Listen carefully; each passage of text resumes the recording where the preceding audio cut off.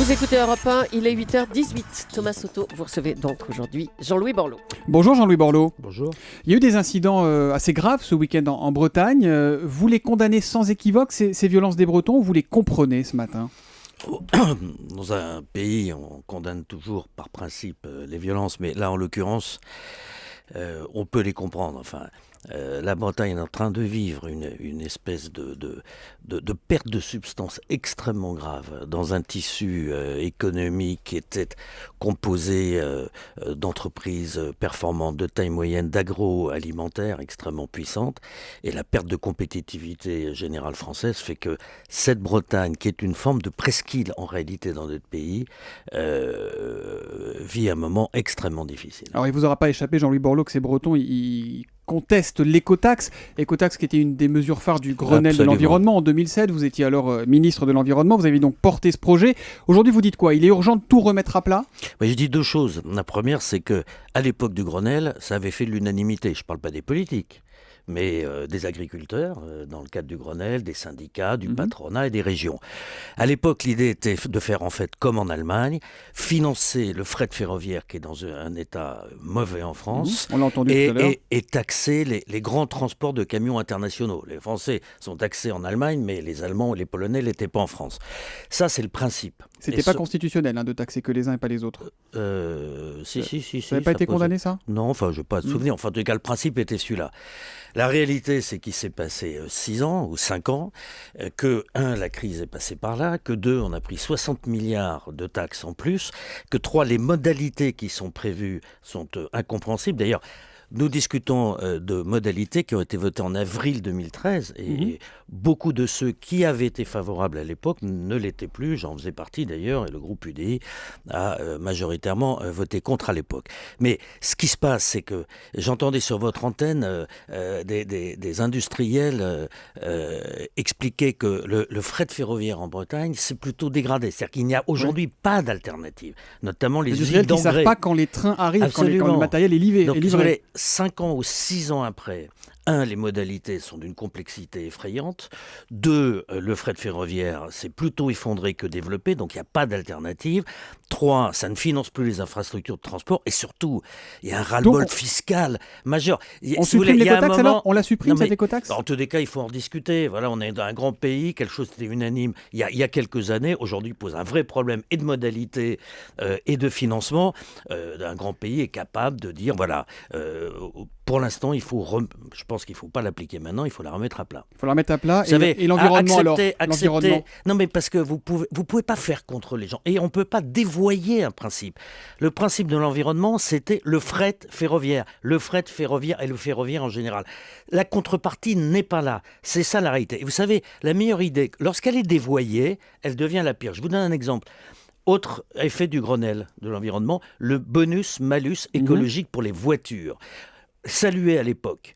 Il y avait plus de bonus ou autant de bonus que de malus. Donc ça avait une vraie incitation. Aujourd'hui, on supprime quasiment les bonus. Ils sont tellement petits maintenant que ça n'a plus de sens. Ce n'est plus que du malus. Ça va devenir une taxe et ça va être détesté. Donc c'était une bonne idée qui est devenue une mauvaise idée. Le gouvernement a reculé sur la hausse de la taxation des produits d'épargne à 15,5%. Ça concernera finalement qu'une partie des assurances-vie. Voilà. Vous vous réjouissez, Jean-Louis Borloo, de cette décision ou vous vous inquiétez d'une nouvelle reculade gouvernementale ? Non mais ce qui est invraisemblable, c'est qu'on a un Parlement qui vote sur une proposition du gouvernement. Le Parlement n'est pas à nouveau réuni et un ministre dit à la radio finalement ce qu'a fait le Parlement. Non, le caractère invraisemblable de cette décision parlementaire, c'est la rétroactivité. Et on en est toujours là pour l'assurance vie. Enfin, on remontait à 97. Oui, non, vous vous rendez compte, le pacte de confiance. Quel est le problème ? Pourquoi nous, on avait lancé une pétition pour la pause fiscale à l'époque, pour dire au président, au Premier ministre, vous ne relancerez pas notre pays, alors qu'il y a une relance partout en Europe, vous ne relancerez pas ce pays si vous ne dites pas clairement quelle est la situation fiscale du pays, et il faut un moratoire. On ne recréera pas de la dynamique sans moratoire. Et quand je vois, on vient encore de décider, non mais... Parce que vous savez, les entrepreneurs, la CAPEV, c'est les artisans du bâtiment. Ouais. Pour la première fois depuis 30 ans, ils ont manifesté il y a 3 semaines. Ils ont manifesté sur le viaduc de Millau aujourd'hui. Pour la première fois, ce n'est pas des manifestants. Pourquoi ? Parce que 100% d'augmentation de TVA dans le bâtiment en 3 ans, ce n'est pas tenable. Eh bien, on l'a quand même fait, la majorité l'a quand même fait, comme pour les transports publics. Vous me parlez de Grenelle. 100% d'augmentation de la TVA en 3 ans sur les transports publics, sur le recyclage des déchets. Donc, halte, voilà, halte au feu. Il faut arrêter. Autre taxe, les 75% que les clubs de foot doivent et ne veulent pas payer pour les salaires supérieurs à 1 million d'euros. François Hollande va recevoir les présidents de clubs. Est-ce que là-dessus, il doit rester ferme ou est-ce qu'il doit céder aux présidents qui ne veulent pas de cette taxe pour les clubs de foot ? Non, mais je suis un peu stupéfait que le président, c'est comme Leonarda, je veux dire, c'est le président de la République. Je pensais que moi, président, c'est l'affaire... Recevoir les patrons de clubs de foot, c'est pas complètement absurde non plus. Non, mais ce n'est pas interdit. Je veux dire, il y a d'autres enjeux actuellement dans le pays. Écoutez, franchement, les supporters ne comprennent pas la position des dirigeants de clubs de foot. Je pense qu'il n'y a pas à céder dans cette affaire. Il n'y a pas à céder, il faut rester ferme sur cette affaire. Bien sûr. D'accord. La semaine dernière, vous avez évoqué chez Caroline Roux sur France 5 une éventuelle dissolution de l'Assemblée nationale. Vous pensez sérieusement que c'est une option aujourd'hui ? Non, ce que je disais chez Caroline Roux, c'est... Il faut soit un remaniement, soit une dissolution. Non, écoutez, on a vraiment le sentiment que le gouvernement, la majorité, n'est plus en état, n'est plus capable de la moindre initiative. Je ne parle même pas de reculade, mais d'initiative tout simplement. Relancer la machine. Dans ces cas-là où vous dites je continue comme ça m'est complètement égal, on appelle les lycéens à manifester pour les uns, on critique le président pour le patron du Parti Social, enfin bref, on peut rester comme ça, mais je pense que pour le pays c'est pas bon. On peut décider d'un vrai changement de cap ou deuxième étape du quinquennat avec un changement de gouvernance. On voit bien qu'on a un problème de gouvernance, d'articulation interne au gouvernement ou des rapports entre le gouvernement et sa majorité, ou retourner au peuple. Moi, je privilégie pas l'un ou l'autre. D'ailleurs, ce n'est pas de ma responsabilité. Mais vous dites qu'il faut qu'il se passe quelque chose. Il faut qu'il se passe quelque chose avant Noël. Donc, le gouvernement qui pâtit, le Front National qui monte et Jean-François Copé qui donne parfois l'impression de courir après. Il a rouvert le débat sur le droit du sol, le président de l'UMP. Il veut revenir sur l'automaticité du droit du sol. Vous le suivez, Copé, là-dessus ? Écoutez, il y a une mission qui a été confiée à une sénatrice exceptionnelle, Valérie Létard, qui est chez nous, UDI, avec un parlementaire socialiste, parce que ces choses sont très délicates. Donc il faut qu'il y ait un véritable travail de concertation. Ils doivent rendre leur rapport dans 8 ou 10 jours. Mais vous, Jean-Louis Borloo, vous acceptez que le dossier soit ouvert ou pas ? Non, mais de cette manière-là. Avec des parlementaires qui ne sont pas du même camp, qui regardent sérieusement. Il peut y avoir des points d'application. Si vous allez à la maternité, par exemple, à Mayotte, vous avez des arrivées massives de Comores pour essayer d'avoir une forme d'application du droit du sol. Il peut y avoir des problèmes particuliers.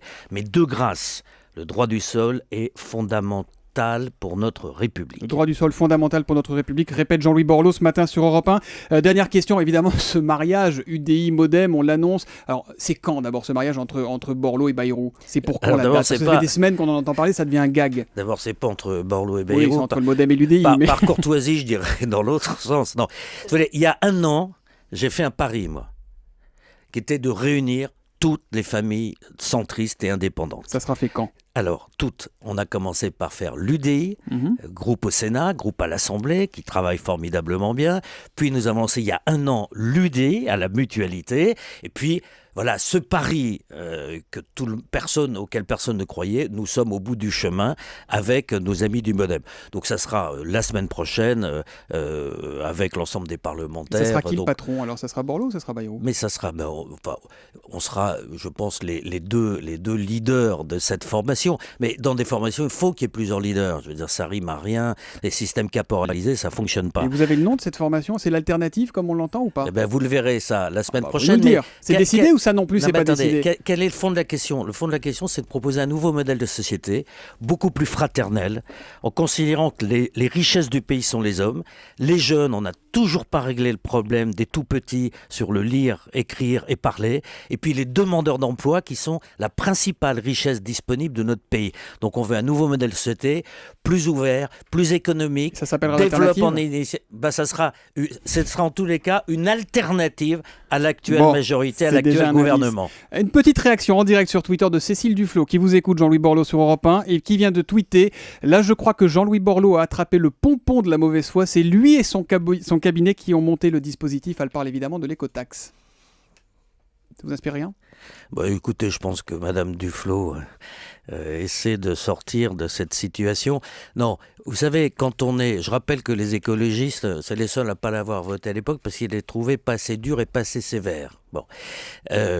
Une idée mise en place à un certain moment peut se révéler inadaptée à d'autres moments. Donc voilà, c'est Donc tout vous ce que je lui refusez ce réponds. pompon de la mauvaise foi que vous accorde Cécile Duflot. Merci Jean-Louis Borloo d'être venu ce matin en direct sur Europe 1. Demain, c'est Nathalie Kosciusko-Morizet qui sera l'invitée de l'interview politique.